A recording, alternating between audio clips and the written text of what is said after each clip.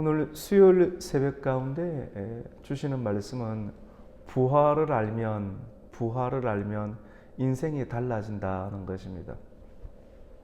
우리 신앙생활 가운데 부활이 없다라고 하면 십자가 고난만 있고 또 끝까지 참는 것만 있다라고 하면 참 핏기가 없는 인생이 될 것입니다. 근데 부활이 있죠. 부활 이후 가운데 어떠한 인생이 펼쳐질까? 내가 사는 집은 어떤 집일까? 내 몸 상태는 어떠할까? 우리 몸 아픈 데 참 많이 있지 않습니까? 이빨도 아프고 몸 안에 또 장기가 불편할 수도 있고 불면증도 있을 수도 있고 치칸치칸 참 인생 살기 위해서 고민도 많아서 여러 가지 다양한 상황에 연약함을 가지고 있을 수도 있습니다. 근데 부활하면 이런 상태가 그대로 이어질까? 내가 지금 살아가고 있는 이런 치근치근한 고민, 상황, 아픈 몸, 끊임없이 약을 달고 다녀야 되는 상황들, 눈만 뜨면 근사해야 될 수많은 짐들이 참 많이 있는데 부활하고 난 이후의 삶 가운데 이런 상태가 계속 이어지는지 전혀 신경 안 써도 완전히 해소될 수 있는 새로운 상태가 있는지 우리는 한번 생각해 볼 필요가 있겠죠. 오늘 이 마가복음 12장 18절부터 37절까지 이 말씀 안에는 예수님께서 부활에 관해서 말씀을 하는데 예수님이 먼저 부활에 관해서 말씀을 하는 것이 아니라 예수님께서 예루살렘에 들어가셨을 때 예수님께서 하신 모든 말씀과 또 행위 가운데 참 권위 있는 행동이 많이 나오셨습니다. 그런데 지도자격에 속하는 바리새인들, 오늘 말씀은 특별히 서기관들, 사두개인들, 이 사두개인들은 매우 정치적인 사람들이었고 이런 사람들이 예수님을 모함에 빠뜨리기 위해서 질문을 하는 거예요. 예수님의 권위를 실축시키고 예수님의 그 영광을 이렇게 땅으로 떨어뜨리기 위해서 질문하는 그런 내용에 예수님께서 답변하시는 말씀 가운데 정말로 우리 인생이 부활을 안다라고 하면 정말로 달라질 수 있구나라고 하는 아주 중요한 말씀을 말씀하고 있습니다. 오늘 내용은 어떤 내용인가 하면 사두개인들이 예수님께 질문을 합니다. 사두개인들은 어떤 사람이냐면 모세오경, 즉 창세기, 출애굽기, 레위기, 민수기, 신명기 이 모세가 기록하였던 이 오경의 말씀만을 믿고 정경으로만 믿고 나머지 말씀은 믿지 않아요. 골고루 다 믿어야 되는데 요것만 딱 믿는 거예요. 그래서 그들 나름대로 그들이 성경을 읽고 해석하는 어떤 형식 가운데에서 부활은 없고 영생은 없고 사후세계도 없고 천사도 없고 영혼도 없는 것을 믿게 되었어요. 그들이 성경을 보니까 이 모세오경 안에는 부활, 영생, 영혼, 천사 이 모든 것 없다라고 이렇게 생각을 하는 거예요. 사실 다 있는데도 그들의 눈에는 안 보이는 거고 그들의 눈에 보고 싶은 것만을 믿고 있는 그러한 아주 치우친 사람들이 바로 사두개인이라고 부를 수가 있습니다. 사두개인들이 예수님께 다가와서 질문을 하는 것입니다. 구약시대 가운데는 결혼 제도 가운데 수혼 제도가 있었습니다. 형제들 가운데 형제가 먼저 죽게 되고 형제가 결혼을 해서 B라고 하는 여자와 결혼을 했습니다. 형제가. 그런데 이 형제 남자가 죽어버렸어요. 갑자기. 그럼 이 여자가 다른 데 시집갈 수 있는 것이 아니라 이 형제 중에서 동생이 있으면 이 형수와 함께 살아서 그 가문을 이어가도록 하는, 땅을 이어가듯이 그 가문을 이어가는, 우리가 생각하면 좀 이상하다라고 생각하지만 그때 그 당시 그 지역의 문화 가운데 여성이 결혼하다가 남자가 죽게 되면 스스로는 살아갈 수 없기도 하는 어떤 상황이기도 하고 모든 것을 제쳐두고 이 집에 들어왔기 때문에. 그래서 계속해서 그 동생이 이 형수와 함께 살면서 자녀를 놓고 그 자녀의 기업들을 이어가야 되는. 그런데 오늘 본문 말씀 가운데는 이 두 번째 동생이 형수와 함께 또 살다가 자녀를 놓지 못하고 또 죽었어요. 그래서 세 번째, 네 번째, 다섯 번째, 오늘 성경에 일곱 번째까지, 사실 이런 것이 있을 수도 쉽지 않은데 있었다고 하십시다. 성경에 나오니까 일곱 번째까지 결혼했는데 자녀를 놓지 못하고 죽었어요. 그러면 부활을 했다라고 하십시다. 서기관들, 사두개인들은 부활을 믿는다고 했습니까? 안 믿는다고 했습니까? 믿지 않는다고 했잖아요. 믿지 않는 사두개인들이 그들이 안 믿는 것을 너무 믿지 않는 것을 이야기를 하는 거예요. 부활이 있다라고 한다라고 하면 이렇게 천국에 갔을 때 이 여성의 진짜 남편은 누가 될 것인가? 우리가 이성적으로 생각을 하면 참 복잡하고 머리 아픈 일들이 있지 않겠습니까? 이런 일들을 두고 예수님께 질문을 하게 되는 것입니다. 예수님의 닮은 답은 너희가 성경을 알지 못하고 또 하나님의 능력을 제대로 알지 못하였도다. 너희가 하나님을 크게 오해하였고 또 성경도 오해하였도다. 하나님은 죽은 자의 하나님이 아니시고 산 자의 하나님이다. 이렇게 말씀을 하는데 성경을 좀 아시는 분들은 이 내용을 알고는 있는데 도대체 어떻게 연결시켜야 되며 예수님의 이 말씀을 딱 하는 순간 탁 떨어져야 되는데 이게 확 스며들지가 않는 거예요. 산자의 하나님이 어떤 의미를 가지고 있는가? 이들의 질문이 돼서 어떻게 이 부분들을 해석할 수 있고 막을 수 있는가? 조금 궁금증이 남아있기도 합니다. 여러분, 이 땅에서 우리가 장가가고 시집가는 이유, 물론 창세기 말씀 가운데 하나님께서 남자와 여자가 서로 하나가 되고 부모를 떠나서 하나가 되라고 했지 않습니까? 맞죠? 하나가 되고 장가가고 시집가고 하나가 되는 이유는 생육하고 번성하고 땅이 어떻게 해야 됩니까? 충만해야 돼요. 이 땅 안에서 하나님께서 만드신 이 피조의 세계 안에서 처음 우리 이 세상에서 살아갈 때는 서로 부모를 떠나서 남과 여자가 둘이 만나서 사랑하고 하나가 되어서 자녀까지 놓아야지만이 이 세상을 살아갈 수 있는 구조예요. 그 개인 한 사람 한 사람에게도 둘이 의지하고 끝까지 생명을 다하고 죽을 때까지 서로 의지하면서 하나님 말씀 붙잡고 살아야지 이 세상을 경작할 수 있고 살아갈 수 있는 구조가 된다라고 하는 것입니다. 하지만 부활의 때는 있잖아요. 부활의 때는 부활하고 난 이유 가운데는 결혼을 해야 될 필요가 있을까요? 부활하고 난 이유 가운데는 또 누군가를 만나서 결혼하지 않습니다. 그리고 생육할 필요가 없어요. 더 이상 자녀를 놓을 필요도 없는 상황입니다. 여러분, 땅에서 우리가 법이라고 하는 것이 존재하잖아요. 이 법이 있어야지만이 우리는 잘 살아갈 수가 있지만도 하늘나라에 가서는 법이 없이 이 땅에서는 해가 있고 낮을 주관하는 해, 밤을 주관하는 달, 그 해와 달이 비치는 시간, 해가 비치는 시간, 그 분명한 그것을 통해서 나타나는 그런 법들이 있고 법이 있어야지만이 서로를 보호할 수 있고 잘 살아갈 수가 있지만 이사야서 60장 말씀 가운데 더 이상 너에게는 하늘의 해가 너에게 해가 되지 않을 것이고 밤의 달이 너에게 달이 비치지 않을 것은 여호와의 영광의 충만함으로 모든 것이 어떻게 됩니까?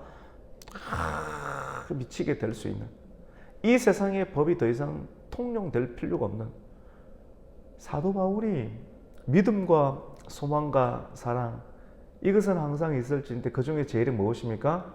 사랑. 우리가 이 세상 가운데에서 믿음이 필요해요. 예수 없이는 못 살아가요. 예수 말고도 다른 예수처럼 보이는 것들, 우리를 미혹하는 것들이 이 세상 가운데 악이 존재하기 때문에 믿음이 필요해요. 그리고 소망이 필요해요. 부활의 때에 가는 소망이 필요해요. 그런데 천국에 가면 믿음도 소망도 필요 없습니다. 영원한 사랑만 있습니다. 마귀도 없고 적 그리스도도 없고 거짓 선지자도 없고 그리고 사망도 없습니다. 죄도 없습니다. 온전한 하나님의 영광만이 있는 이 세상의 법이 또 다시 그 필요 없는 법 없이도 살아갈 수 있는 하나님의 충만함 가운데 있기 때문에 우리가 생각하는 생각의 구조로 천국을 생각하면 사두개인과 같이 오해, 성경도 알지 못하고 하나님의 능력도 알지 못하는 오해 가운데 왜 오해합니까? 예수님을 끌어내리기 위해서, 예수님을 믿지 않기 위해서. 그 뒤에는 누가 있겠습니까? 사단의 세력이 있는 것이죠.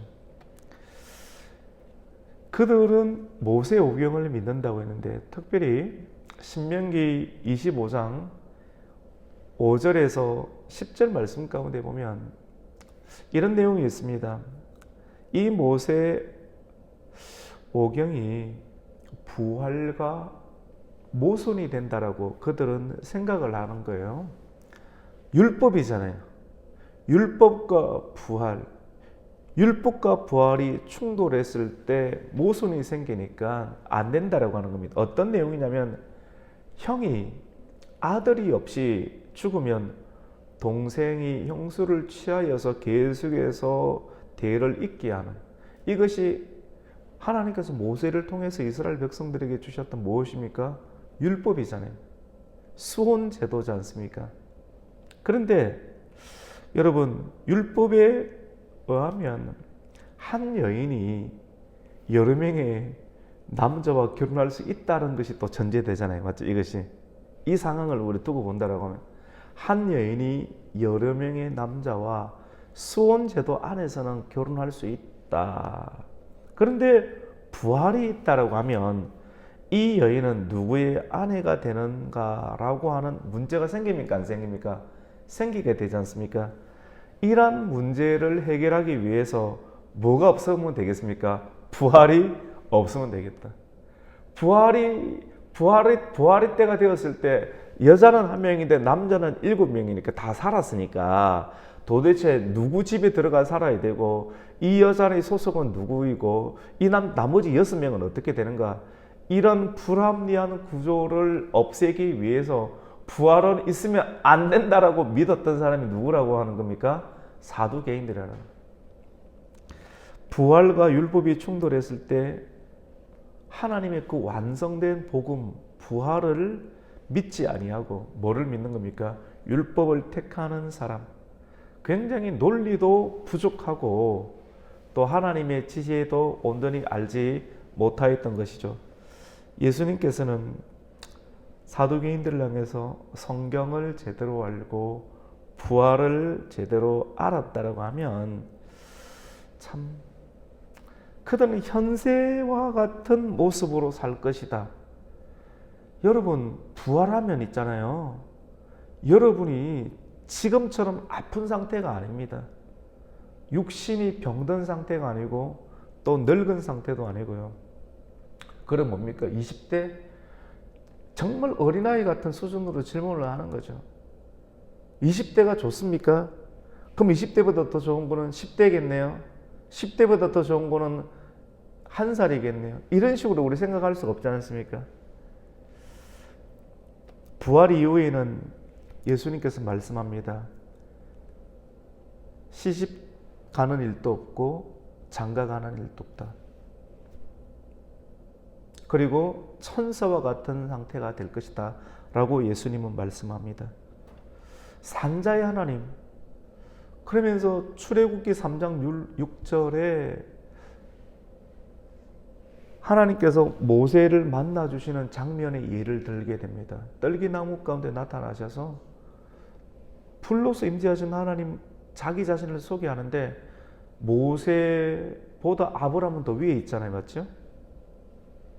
모세가 불로서 임재하신 주님을 만나게 되었는데 불에서 소리가 나와요.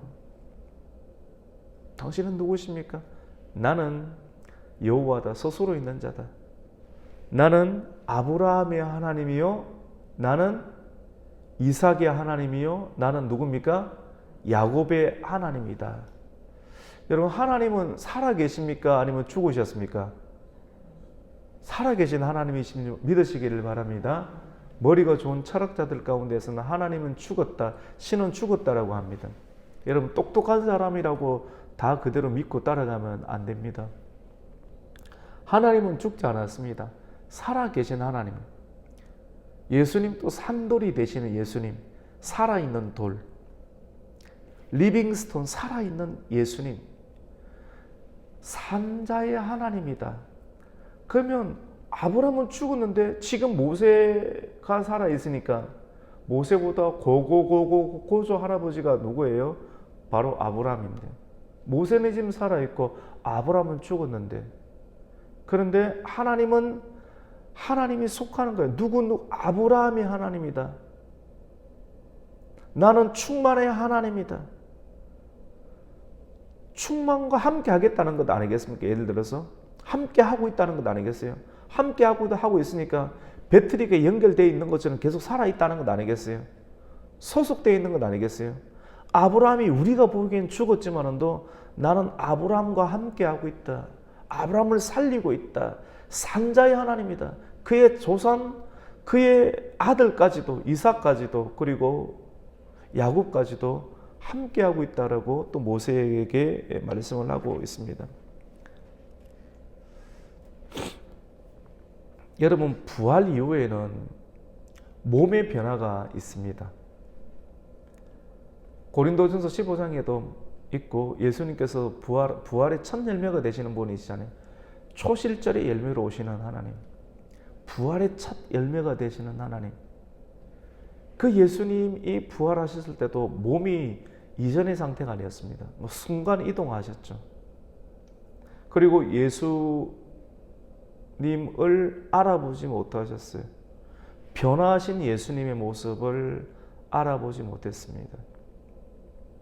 한참 예수님과 대화를 나누고 있으면서도 이분이 예수님인지를 알지 못할 만큼 이전의 모습과는 다른, 이전의 모습은 참 마른 땅에 나온, 산에 가면 그 뿌리 있잖아요.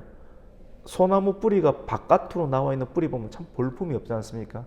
이런 볼품이 없는 갈릴리 출신의 깨어져 있는 그런 모습, 볼품 하나도 없는 모습이 예수님 모습이 있는데, 전혀 다르신 모습으로 예수님께서는 변형되시고 부활하셔서 예수님의 입에서 나오는 그 말씀이 이전과 동일한 걸 보면서 나중에 제자들이 깨달아. 엠마오로 가는 두 제자가 부활하신 예수님을 보면 꼭 당신들은 왜 그래 슬퍼하십니까? 아이고 모르시오. 이 예루살렘에서 그 떠들썩한 소문, 그 예수님께서 십자가에 죽으셔서 참 좋으신 분인데 어쩌 내 마음이 너무 아프오. 그렇게 서로 대화를 나누고 갔는데 그분이 예수님이신데 부활하고 했는데 예수님은 모르는 거예요. 왜냐하면 얼굴이 달라졌기 때문에, 몸이 달라졌기 때문에. 근데 예수님을 계속 대화를 나누면서 어느 순간 마음에 깨닫게 돼요. 성경 말씀을 풀어주고 대화를 나누면서 정말 그분이 바로 예수님이셨구나. 그러면서 그들은 부활하신 예수님을 알고 인정하게 되었습니다. 부활을 알 때와 부활을 알지 못할 때는 전혀 다른 것이죠. 부활 이후에는 몸의 변화가 있습니다. 몸의 변화라는 것이, 내가 이전에는 참 머리가 많이 아팠는데, 그리고 허리가 안 좋았는데, 이 정도의 몸이 아닌 근본적인 몸이에요. 이 세상에 살아가는 부정 모율로 태어나는 자녀들은 다 남자와 여자로 태어나지 않습니까? 맞죠?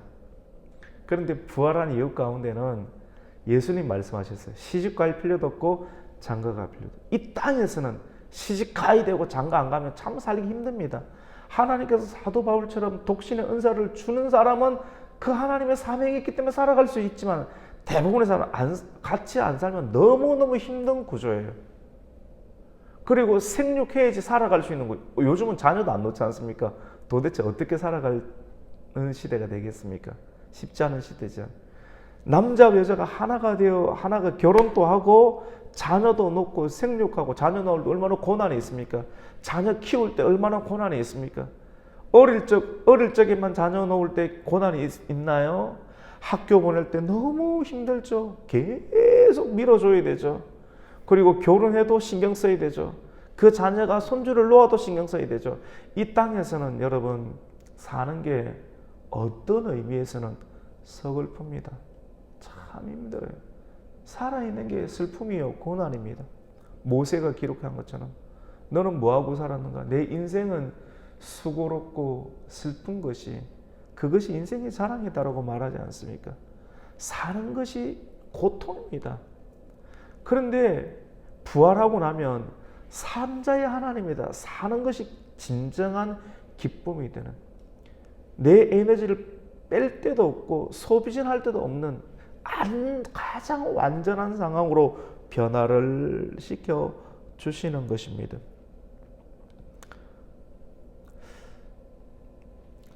굴레가 없어요. 인생에 굴레가 없어요. 어디에 매이지 않습니다. 부활하면요. 그러면 아이고 저 자식은 어떻게 해야 되나? 저 사람은 어떻게 해야 되나? 이런 걱정 고민이 있잖아요. 하늘나라에는 어둠이 없다니까요. 우리가 인생에 계속 이 세상에 태어날 때부터 시집 가서 계속 짓눌리는 인생을 사니까 이 생각을 벗어나지를 못하는데 하늘나라에 가면 이런 고민이 전혀 없는 자녀 걱정도 없고 병원 걱정도 없는 그 어떤 걱정과 염려도 없는 걱정 염려가 뭐 때문에 만들어집니까? 죽음 때문에. 사망도 불못에 던진다고 요한계시록에 나오지 않습니까? 아, 난 지금 저 사람 너무 좋아하는데 저 사람이 딴 여자에게 또 딴 남자에게 눈을 팔면 어떨까? 그런 걱정도 없는 상황에 완전한 걱정이 온전히 천사와 같이 예수님은 시집도 장가도 필요 없고 천사와 같다. 천사는 남성이에요, 여성이에요? 그런 개념도 없지 않습니까? 더 이상 생육할 필요가 없어요.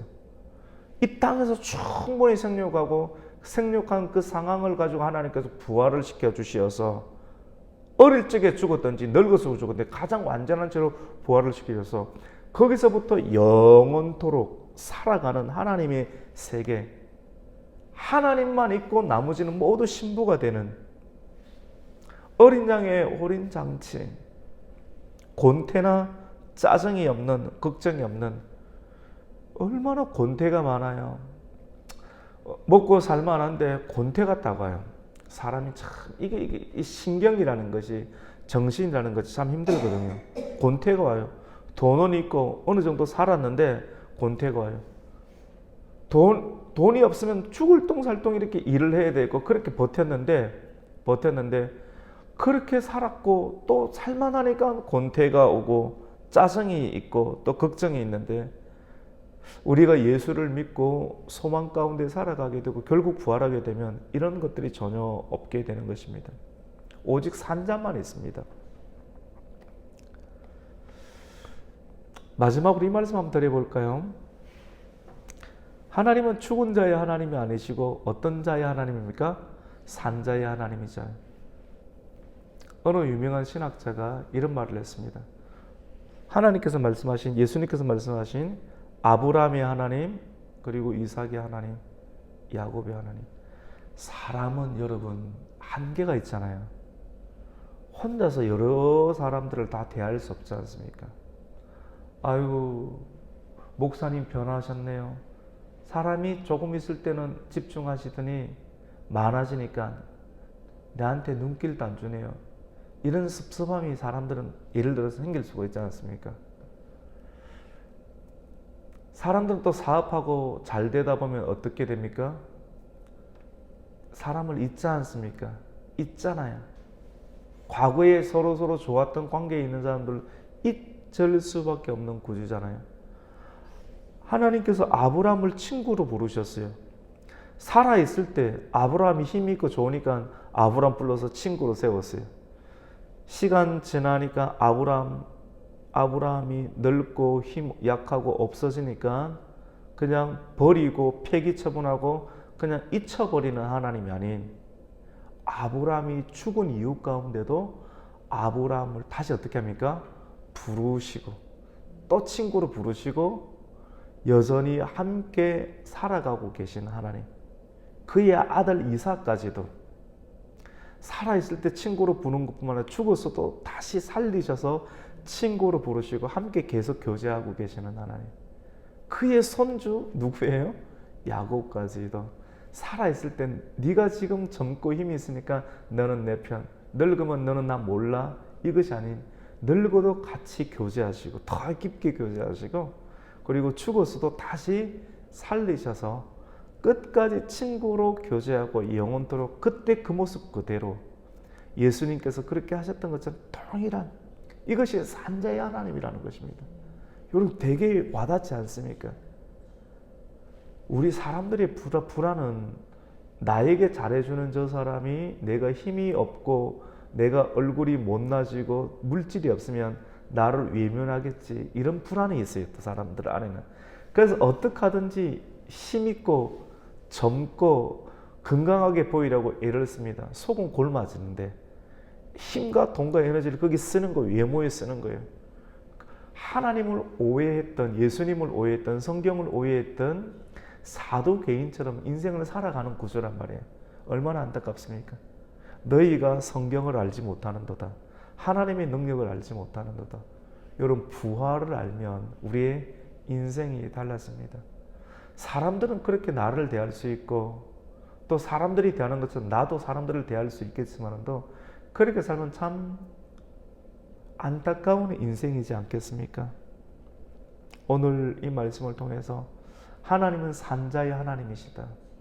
제목을 산자의 하나님, 대부분 이렇게 정하니까 그렇게 안 정했고, 제가 부활을 알면 달라집니다. 무엇이? 인생이, 고난이 많은, 걱정이 많은, 참 소망이 없는 인생처럼 보이는데, 부활을 우리가 명절이 오기 전에 이 말씀을 다시 한 번 더 상고하고 묵상하면서 부활을 아는 인생과 부활을 알지 못하는 인생, 결국 하나님이죠. 하나님과 관계를 어떻게 하는가에 따라서 여러분 인생이 달라질 것입니다. 명절이 어렵죠. 명절 또 누군가를 만나야 되고 제사를 지내야 될 상황이 있는데 내가 크리스찬으로서 어떻게 들어가야 되는가. 여러분 하나님께 집중하세요. 주님께서 말씀해 주시고 용기를 주실 것입니다. 여러분 부활을 경험하십시오. 부활을 알면 인생이 달라집니다. 달라진 인생 가운데 하나님의 안목으로 세상을 힘있고 또 아름답게 살아갈 수 있는 오늘 우리 가곡의 성도가 되기를 예수님의 이름으로 축복합니다. 아멘. 하나님, 주님은 불신자의 하나님이 아닌 신자의 하나님, 거듭난 성도의 하나님이십니다. 잊지 않습니다. 죄인을 부르시고 우리를 의인으로 바꿔주시는 그 하나님, 그 하나님을 우리가 온전히 알고 또 이 세상을 살아가게 해주시고, 참으로 절망적이고 또 고독하고 힘든 감내해야 될 인생, 너무나도 참아야 될 인생이 참 많지만도 부활 이후 가운데 주님께서는 전혀 새로운 상태로 우리를 변화시켜 주신다는 것을 믿고, 십자가만 있는 것이 아니라 부활이 있다는 것을 믿고 오늘도 힘있게 달려가게 해주시고 일어서게 해주시고 주님을 붙잡고 우리가 마땅히 들어갈 자리에 들어가서 주님의 힘으로 살아낼 수 있는 산자의 하나님을 믿는 살아있는 성도 되게 하여 주시옵소서. 예수님의 이름으로 기도드립니다. 아멘.